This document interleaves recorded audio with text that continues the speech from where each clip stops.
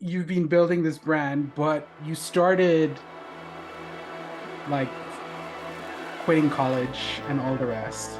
And now you're working with like the NBA and Disney and stuff like that. Do you ever get imposter syndrome when you're sitting Oh in man, that we room? constantly have it. Oh, we constantly have it. I feel like I'm either flying high, no one can tell me nothing. I feel like I'm just, I know it all, or I'm like, it's a healthy mix of both. It's to be sure. Cause I think from a young age, we're always like, we can figure it out. Like I could do that. Yeah, we do have a blind and naive confidence. But a naive confidence is the perfect word for it. So like that is helpful to just put yourself out there. But then once you get there, you're like, shit, do I actually know how to do anything? Yeah, like when you get these big clients, you're like, I'm always like so excited. I'm like, oh, we're gonna do such a great job. It's gonna be amazing. But then like 10 minutes before the first discovery call with the big client, you're like, oh my gosh, like just, you know, maybe they work in a different way. I want to make sure that we're communicating in a way that is respectful or like engaging. You just kind of always hope that you connect a little, because it's the worst when you can't kind of find that kind of rapport early on. Yeah. But I think that what I realized after all of it is that like, we're not all that different. Even at the highest echelons, they're still, the people working there are just like us.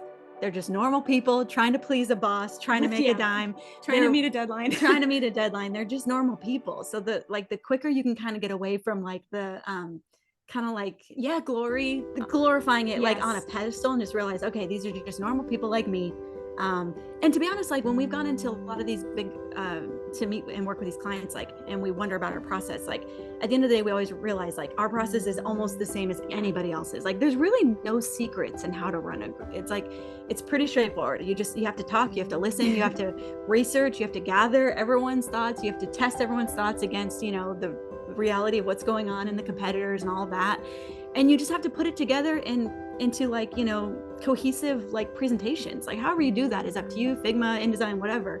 But it's really just a matter of like how you communicate goals clearly, how you guide people along. And I think those are kind of a little bit more nuanced skills of communication.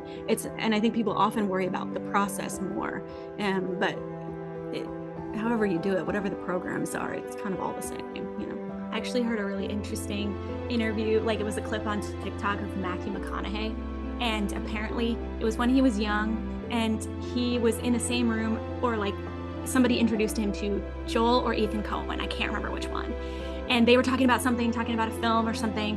And then they basically asked him like, what do you think? And he was so nervous that he just like, he kind of just did like I don't know, just kind of like deferred to them, or didn't really have an opinion, or wasn't really himself because he was just too starstruck.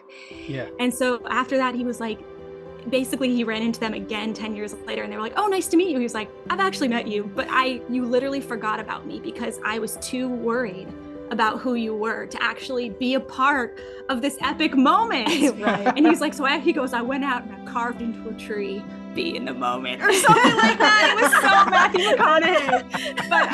But basically he just said like, I'm never going to be starstruck again. Like I'm just going to be a part of the moment that I've been waiting my whole life to be a part of, instead of like getting hung up on like, oh, it's Joel Coen, you know. It's like, I think everyone just wants to be, you know, just to communicate, just like be heard and like have a laugh at the end of the day, you know. And they're all people, you know, and we're all just regular people at the end of the day trying to make a living. Yep. Yeah. And so that should be the homework then, is everyone just go carve in a tree. Somebody in Malibu, find the tree, or Venice, find the tree that Matthew carved that into. I want a photo. Just everyone's out there defacing trees in the name of positivity.